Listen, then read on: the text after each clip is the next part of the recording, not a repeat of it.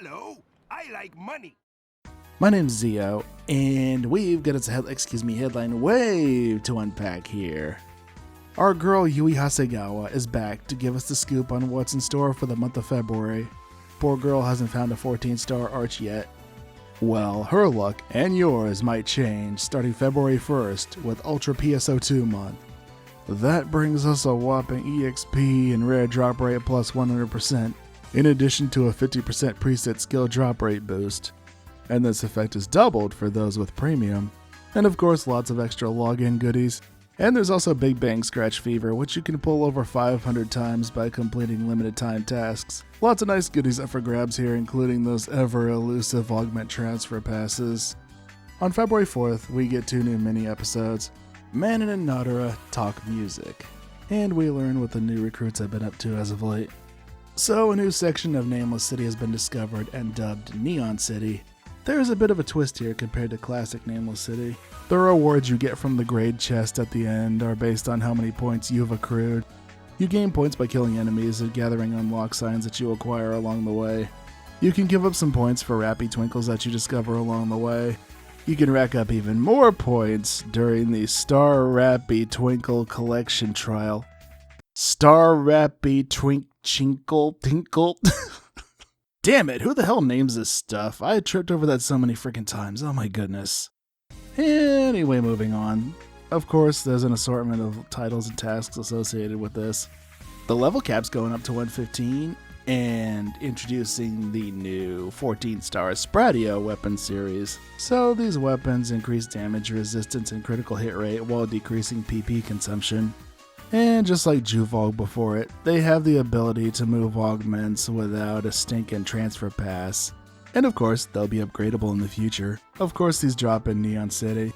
And of course, more cards for you Line Strike aficionados out there. 19 new cards featuring favorites from base PSO2 and NGS. Even some from Central and PSO2 the animation. You know, that goofy precursor to episode 4 set on Earth that came out like 10 years ago. Damn, hard to believe it's been that long. Oh, you can also use all ships for ranked battles. There's also a host of really nice quality of life changes. Let's see, the amount of ingredients needed to achieve the maximum food buff will go from 10 to 5. Another big one, favorites for stamps. Now we can search for EX augments with the augment/preset skill market search feature. We can also block and report from the lookbook. But wait, there's more. The registration process for mag forms and music discs has been streamlined. The salon is also getting a much needed search function upgrade for emotions. Creative space decoys are also getting some much needed upgrades. And we're getting Nameless City build parts. This all happens on February 4th. February 18th gives us the limited time quest Drill, mounting a regional defense. I heard you like mining rigs. Well, this is mining rig defense in LTQ form that flip-flops between Alio and Retem every day. Of course you'll want to do this for those Big Bang Scratch Fever tickets. Remember Pale Flame of the Planet Breaker? That one limited time urgent quest? Well, it's coming back.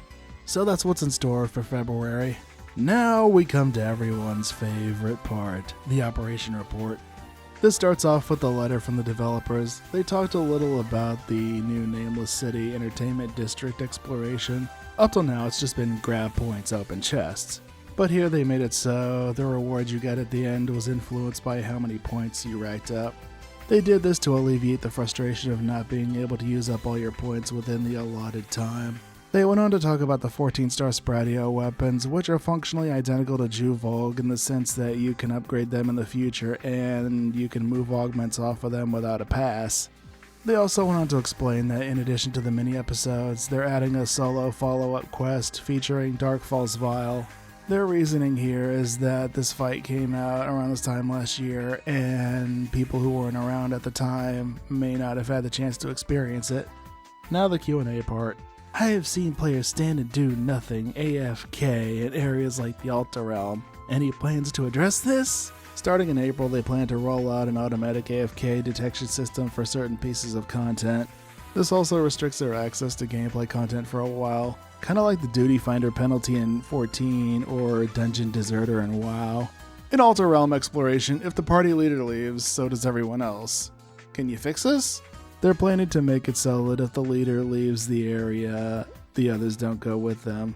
But for quests that have loot at the end, leaving together will still be a thing. Next headline is Tuesday, February 24th. All in all, this is pretty decent. I didn't go into this expecting to have my socks knocked off here, but I like the quality of life stuff coming down the pike. I hope we get some nice stuff with the Nameless City parts. I imagine we'll get a few modern style pieces that they didn't show us. I do look forward to seeing what people make with those. So, what are you looking forward to the most here? You know how much I love chopping it up with you guys in the comments section and on the streams. Come on by and hang out sometime, we'd love to have ya. We play NGS, other JRPGs, plus some retro for good measure. We throw dance parties on Ship 1 as well. Good times. In the words of Porky Pig, that's all folks. I hope you have a blessed day. And remember, to thine own self be true. Until next time, farewell.